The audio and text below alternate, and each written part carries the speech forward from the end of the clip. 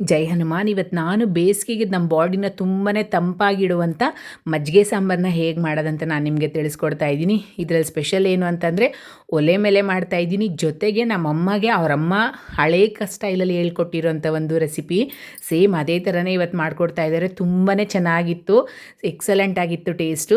ಬನ್ನಿ ಹೇಗೆ ಮಾಡೋದಂತ ನೋಡೋಣ. ಮೊದಲಿಗೆ ಒಂದು ಸ್ಪೂನ್ ಆಗೋಷ್ಟು ಅಕ್ಕಿನ ನೆನೆಸಿಟ್ಕೊಬೇಕು. ಆಮೇಲೆ ನಾಟಿ ಈರುಳ್ಳಿ ಮತ್ತು ನಾಟಿ ಬೆಳ್ಳುಳ್ಳಿ ಎರಡನ್ನೂ ಸಹ ನಾನು ಬೆಂಕಿಯಲ್ಲಿ ಸುಟ್ಕೊಳ್ತಾ ಇದ್ದೀನಿ. ಸೊ ಇಲ್ಲಾಂದರೆ ನೀವು ಸ್ಟವ್ ಮೇಲೆ ಸುಟ್ಕೊಳ್ಳಿ. ಇಲ್ಲ ನಾಟಿ ಈರುಳ್ಳಿ ಇಲ್ಲ ಅಂದರೆ ನಾರ್ಮಲ್ ಈರುಳ್ಳಿನೇ ತೊಗೊಳ್ಳಿ, ತೊಂದರೆ ಇಲ್ಲ. ಸೊ ಇದನ್ನು ಚೆನ್ನಾಗಿ ಸುಟ್ಟು ಆರೋದಕ್ಕೆ ಇಡಬೇಕು. ಒಲೆಯಲ್ಲಿ ಕೆಲವೊಂದು ಅಡುಗೆಗಳು ಮಾಡಿದ್ರೆ ಎಷ್ಟು ರುಚಿ ಇರುತ್ತೆ ಅಂದರೆ ಅಷ್ಟು ರುಚಿ ಇರುತ್ತೆ. ಈ ಮಜ್ಜಿಗೆ ಸಾಂಬಾರು ಮಾತ್ರ ಎಷ್ಟು ಚೆನ್ನಾಗಿತ್ತು ಅಂದರೆ ನಾರ್ಮಲಾಗಿ ಸ್ಟವ್ ಮೇಲೆ ಮಾಡಿದ್ರೆ ಈ ಟೇಸ್ಟ್ ಬರಲ್ಲ ಅಂತ ನನಗೆ ಫೀಲ್ ಆಯಿತು. ಅಷ್ಟು ರುಚಿಯಾಗಿತ್ತು ಇದು. ಸೊ ಇದನ್ನು ನೀರಲ್ಲಿ ತೊಳ್ಕೊಂಡು ಸೈಡ್ಗೆ ಇಡಬೇಕು. ಇದಾದಮೇಲೆ ಒಂದು ಮಿಕ್ಸಿ ಜಾರ್ಗೆ ಜೀರಿಗೆ, ಒಂದು ಸ್ವಲ್ಪ ಚಕ್ಕೆ, ಒಂದು 4 ಮೆಣಸು, 4 ಲವಂಗ, 1 ಸ್ಪೂನ್ ಆಗುವಷ್ಟು ಗಸಗಸೆ ಮತ್ತು ರುಚಿಗೆ ತಕ್ಕಷ್ಟು ಖಾರ ಹಾಕ್ಬಿಟ್ಟು, ಮೆಣಸಿನ್ಕಾಯಿ, ಹಸಿ ಬೆಳ್ಳುಳ್ಳಿ, ಹಸಿ ಈರುಳ್ಳಿ 4 ಹಾಕ್ಕೊಳ್ಳಿ.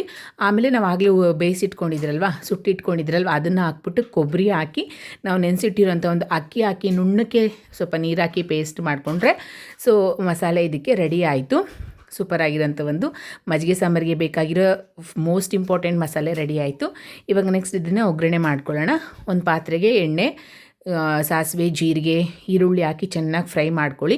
ಇದಕ್ಕೆ ನೀವು ಕಳ್ಳೆನಾದರೂ ಹಾಕಿ ಮಾಡ್ಬೋದು, ಹುರಿದ್ಬಿಟ್ಟು ಹಾಕಿ, ಅಥವಾ ಸೋರೆಕಾಯಿ ಹಾಕಿ ಆದರೂ ಮಾಡ್ಬೋದು. ಕೆಲವೊಂದು ಸತಿ ಸೊಪ್ಪಿನ ಸಹ ಹಾಕಿ ಮಾಡ್ತಾರೆ, ಅದು ಸಹ ಚೆನ್ನಾಗಿರುತ್ತೆ. ಇದು ನಾನು ಸಿಂಪಲ್ಲಾಗಿ ಎಲ್ರಿಗೂ ಕನ್ವೀನಿಯೆಂಟ್ ಆಗೋ ರೀತಿ ತೋರಿಸ್ತಾ ಇದ್ದೀನಿ ಅಷ್ಟೇ.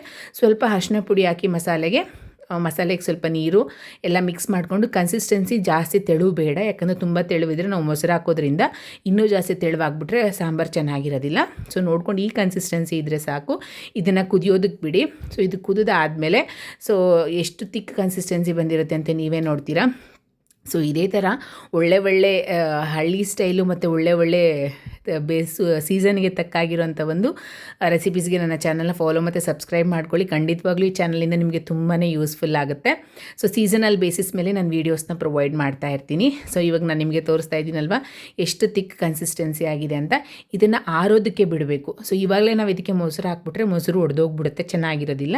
ಅದಕ್ಕೆ ಆರೋದಕ್ಕೆ ಬಿಟ್ಬಿಟ್ಟು ಸೊ ನೋಡಿ ಇವಾಗ ಪರ್ಫೆಕ್ಟಾಗಿ ಆರಿದೆ. ಇವಾಗ ಅದಕ್ಕೆ ನಾನು ಮೊಸರನ್ನ ಆ್ಯಡ್ ಮಾಡ್ತಾಯಿದ್ದೀನಿ. ನೋಡ್ಕೊಂಡು ಆ್ಯಡ್ ಮಾಡಿಕೊಂಡು ಟೇಸ್ಟ್ ನೋಡಿ, ಉಪ್ಪು ಖಾರ ಸ್ವಲ್ಪ ಬೇಕಾದರೆ ಆ್ಯಡ್ ಮಾಡ್ಕೊಬೋದು, ತೊಂದರೆ ಇಲ್ಲ.